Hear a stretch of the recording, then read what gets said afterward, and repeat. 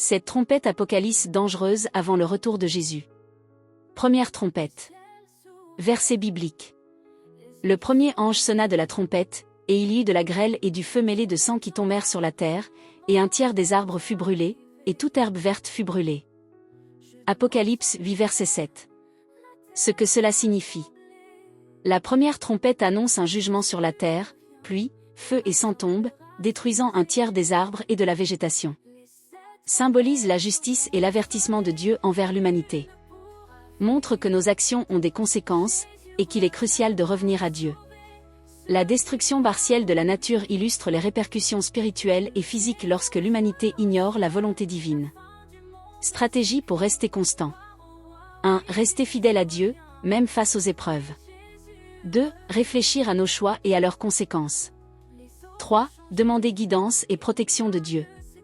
4. Reconnaître nos erreurs et chercher à corriger nos actions. Exemple pratique. Pour les fiancés. Pardonner rapidement et éviter de laisser les petites disputes se transformer en rancune. Utiliser les conflits comme opportunité pour grandir dans la patience et l'amour. Pour les couples mariés. Ne pas ignorer les désaccords, régler les conflits rapidement. Transformer les crises en occasion de renforcer la foi et l'unité.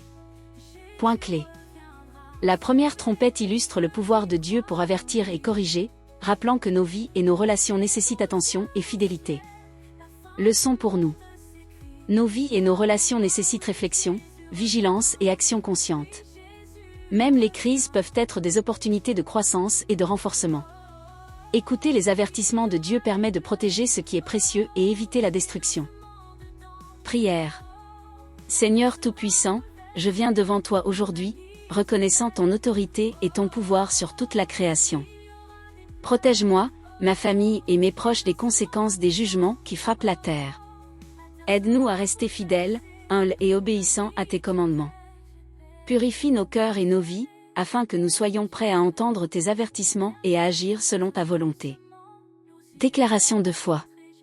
Je crois que Dieu m'aime et qu'il me guide dans chaque épreuve.